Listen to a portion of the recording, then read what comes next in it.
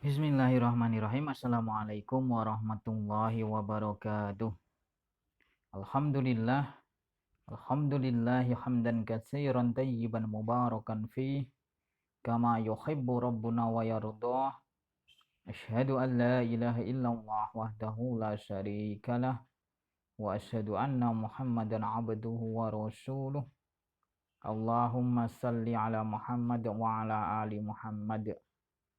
Amma ba'd. Anak-anakku kelas 7 yang semoga dirahmati oleh Allah. Alhamdulillah pada kesempatan ini kita dapat bertemu kembali dalam pelajaran hadis. Pada kesempatan kali ini kita masuk pada hadis yang ke-8 dengan judul A'dhamu ayatin fi kitabillah.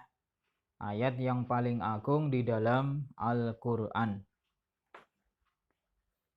Hadisnya saya bacakan. Bismillahirrahmanirrahim. An Ubay bin Ka'b radhiyallahu anhu qala Rasulullah sallallahu alaihi wasallam ya Abal Mundhiri atadri ayyu ayatin min kitabillahi ma'aka a'dham qala qultu Allahu wa rasuluhu a'lam qala ya Abal Mundhir atadri ayyu ayatin min kitabillahi ma'aka a'dham qala qultu Allahu la ilaha illa huwal hayyul qayyum qala fadaraba fi sadri wa qala liyahnikal ilma ya Abal Mundhiri rawahu Muslim. Artinya dari Ubay bin Ka'ab radhiyallahu anhu ia berkata, Rasulullah sallallahu alaihi wasallam bersabda, wahai Abu Mundhir, tahukah kamu ayat yang paling agung di dalam Al-Quran? Abu Mundhir menjawab, aku berkata Allah dan Rasulnya yang lebih tahu. Rasulullah sallallahu alaihi wasallam bersabda, wahai Abu Mundhir, tahukah kamu ayat yang paling agung di dalam Al-Quran? Abu Mundhir menjawab, aku berkata Allahu la ilaha illa huwal hayyul qayyum.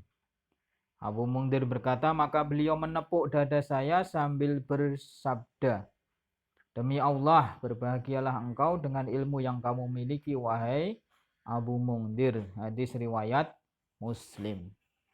Nah ini anak-anakku, hadis yang sangat agung yang menceritakan kisah tentang pertanyaan Rasulullah kepada salah satu sahabatnya menanyakan ayat Al-Quran yang paling agung. Nah, ini salah satu metode Rasulullah untuk menunjukkan, nah ini pelajaran yang dapat kita ambil dari hadis ini. Yang pertama, menunjukkan bahwa Rasulullah percaya kepada Abu Mundhir itu sebagai orang yang paham Al-Quran, menjuluki ataupun menetapkan bahwa sahabat Ubay bin Ka'ab itu julukannya atau panggilannya Abu Mundhir. Nah, berarti Ubay bin Ka'ab ini dipercaya oleh Rasulullah, dia memahami tentang isi Al-Quran. Meskipun Rasulullah itu sudah percaya, nah ini dalam hadis ini ketika ditanya, Abu Mundhir tidak langsung menjawab, tidak berani menjawab. Pertanyaan pertama ditanya, tahukah kamu wahai Abu Mundhir ayat yang paling agung di dalam Al-Quran? Jawabnya Abu Mundhir, Allah dan Rasulnya yang lebih tahu. Nah ini adabnya seorang penuntut ilmu, adabnya seorang sahabat kepada Rasulullah. Sangat rendah hati, tidak berani menjawab. Nah, tetapi ketika Rasulullah balik bertanya yang kedua kalinya, baru Abu Mundhir menjawab, yaitu Allahu la ilaha illa huwal hayyul qayyum. Surat apa itu? Surat Al-Baqarah ayat 255. Dinamakan ayat apa? Ayat kursi. Nah, jadi yang dimaksud ayat yang paling agung di dalam Al-Quran adalah satu ayat di dalam surat Al-Baqarah, yaitu ayat 255, apa yang dinamakan dengan ayat kursi. Nah, atas jawaban Abu Mundhir itu Rasulullah kemudian mendoakan, berbahagialah engkau dengan ilmu yang kamu miliki, wahai Abu Mundir, menunjukkan bahwa ilmu itu akan membuat bahagia seseorang. Apabila dia tahu ilmu, berbagai macam ilmu, itu akan membahagiakan dirinya. Terlebih ilmu agama, syariat. Maka bersemangatlah dalam mencari ilmu-ilmu syariat din. Kita lanjutkan ma'ani kalimat, makna kata. Al-qayyumu maknanya al-qaimu bi amri nafsihi wa amri khalqihi. Yang dimaksud al-qayyum itu kan berdiri, ya arti secara tekstualnya di terjemahan Al-Qur'an itu. Nah, maknanya apa? Al-qaimu yang melakukan perkara terhadap dirinya dan perkara terhadap makhluknya. Maksudnya Rasulullah, Allah, apaan? Jadi Allah itu tahu apa yang akan dilakukan terhadap dirinya dan terhadap makhluknya. Liyahnika ay liyakunil ilma hani'an laka. Maksudnya Allah ilmu itu akan membahagiakanmu. Maksudnya semoga ilmu itu hani'an, akan menjadi kebahagiaan laka bagimu. Ini sebagai bentuk ucapan selamat tahniah. Kandungan hadis yang pertama, hadhil ayatu allati hiya Allahu la ilaha illa huwal hayyul qayyumu la ta'khuduhu sinatu wala naum. Suratul Baqarati al-ayah mi'atain khamsah wa khamsun. Tusamma ayatul kursiyyi wa summiyat bidzalika liwurudi dzikril kursiyyi fiha. Hadhil ayat ini atau ayat tersebut allati hiya, yaitu surat Al-Baqarah ayat 255. Allahu la ilaha illa wal hayyul qayyum la ta'khudhuhu sinatun wala naum lahu ma fis samawati wa ma fil ard.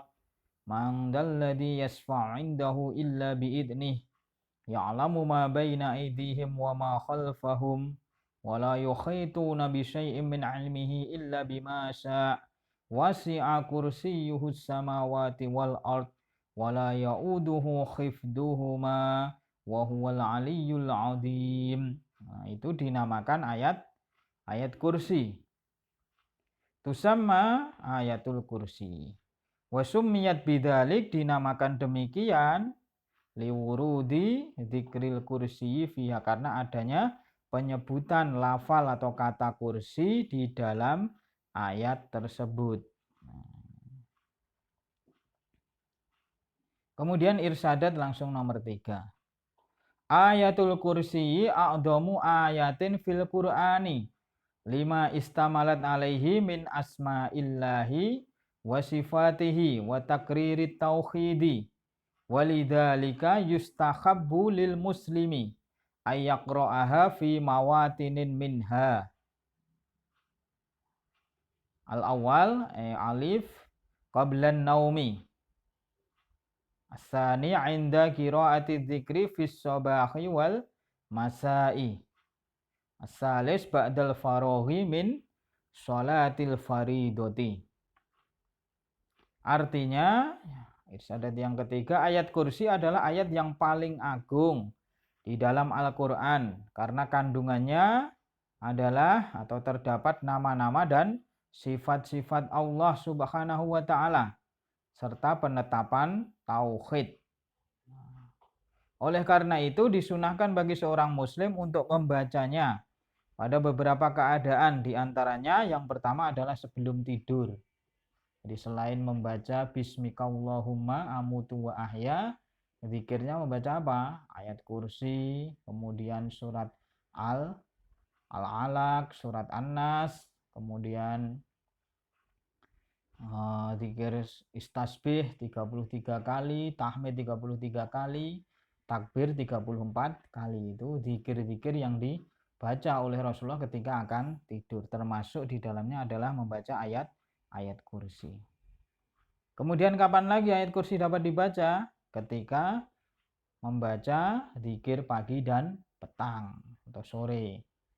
Kan juga dibaca ketika pagi hari dan sore hari. Kemudian yang ketiga, setelah selesai sholat fardu. Setelah sholat wajib itu selain membaca dzikir, tasbih, tahmid, tahlil, kemudian takbir, itu juga dibacakan ayat kursi. Hadisnya, barang siapa yang membaca ayat kursi setelah selesai sholat wajib, maka tidak akan menghalangi dirinya masuk ke dalam surga illal maut, kecuali mati. Padahal di akhirat tidak ada kematian.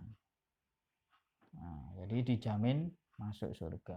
Membaca ayat kursi setelah sholat fardu. Kemudian kita ambilkan irsadat yang nomor 6, masru'iyatut tahniati bil amali sholihi wa min dzalikat tahniati bil ilmi. Disyariatkan memberi ucapan selamat terhadap amal soleh. Di antaranya ucapan selamat dengan ilmu. Ya, boleh kita memberikan tahniah, ucapan selamat kepada orang lain atas ilmu yang diraihnya. Selamat ya sudah lulus, selamat ya sudah diwisuda menjadi sarjana. Nah, itu boleh memberikan ucapan selamat.